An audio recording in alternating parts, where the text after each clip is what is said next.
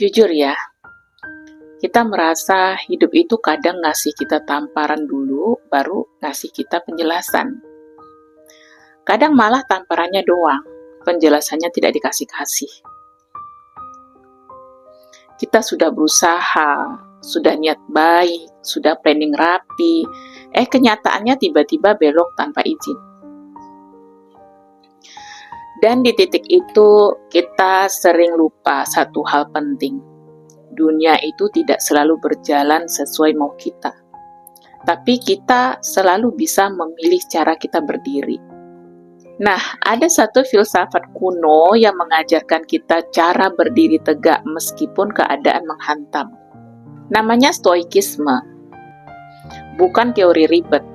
Ini seni untuk tetap waras, tetap kuat, dan tetap manusiawi di tengah hidup yang kadang tidak sopan. Stoikisme mengajarkan kita bahwa yang pertama, harapan tinggi itu indah, tapi bisa menghancurkan.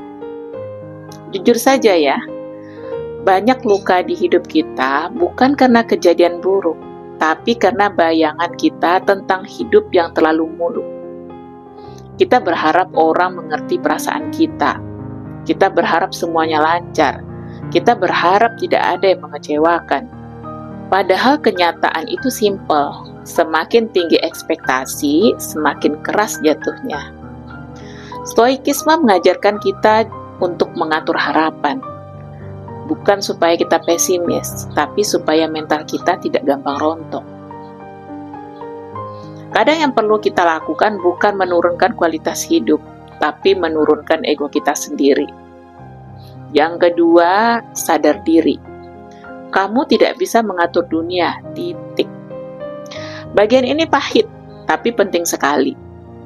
Berapa banyak energi yang terbuang hanya untuk mencoba mengubah hal yang memang bukan wilayah kita. Orang yang ngomong seenaknya, yang tidak bisa kita atur, cuaca yang tiba-tiba berubah, bukan kuasa kita. Orang yang tidak menghargai kita, bukan juga masalah kita. Hasil kerja keras yang tidak sesuai harapan, kita cuma bisa usaha, hasil bukan milik kita. Stoikisme bilang, kendalikan yang bisa kamu kendalikan, lepaskan yang bukan tanggung jawabmu. Kedengarannya sederhana, tapi kalau kamu benar-benar menjalaninya, hidupmu bakal jauh lebih ringan. Bayangkan kalau setiap ada masalah kamu bisa bilang, oke, ini di luar kendaliku. Aku fokus sama yang bisa aku atur saja. Serius loh, itu seperti mematikan 70% sumber stres dalam hidup kita.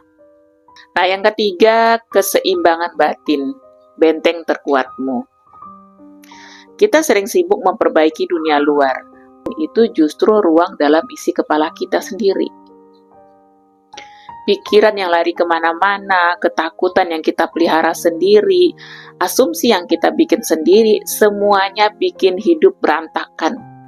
Bahkan sebelum kenyataannya terjadi. Stoikisme mengajarkan kita bikin benteng batin. Tempat di mana pikiran tetap jernih meskipun dunia luar lagi kacau. Bukan berarti kita tidak boleh takut ya, bukan berarti harus selalu kuat. Tapi kita belajar membedakan mana fakta, mana drama yang kita ciptakan sendiri. Dan kamu pasti tahu, drama pikiran kadang lebih serem loh dari kenyataannya. Yang keempat, emosi tidak salah. Yang salah itu saat emosi mengontrol kita. Marah itu wajar, sedih itu normal, kecewa itu manusiawi. Tapi kalau emosi jadi penguasa, hidup kita jadi korban. Stoik bukan berarti dingin, stoik berarti punya kendali. Bayangkan kamu lagi marah banget. Dulu mungkin kamu meledak, ngomong sembarangan, atau ngelakuin sesuatu yang akhirnya kamu sesali. Tapi dengan cara berpikir stoik, kamu bisa berhenti sebentar dan bilang, oke, aku marah, tapi aku tetap pegang kendali. Emosi itu tamu, bukan tuan rumah. Biarkan datang, tapi jangan biarkan mengambil alih semuanya.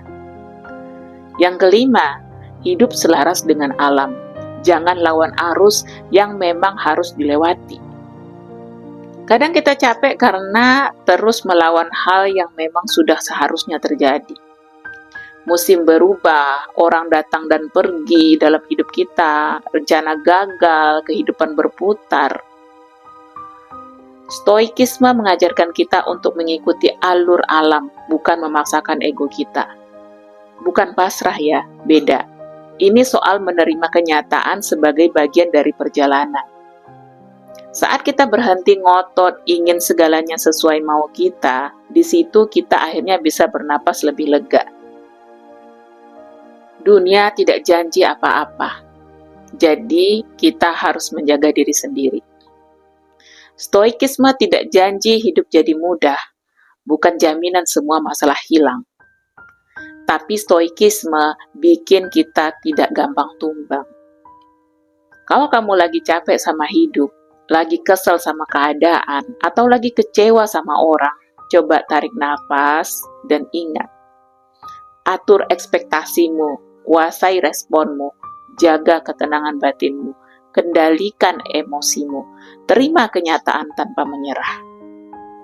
Lama-lama kita akan sadar, ketenangan itu bukan datang dari luar, tapi dari cara kita berdiri menghadapi semuanya.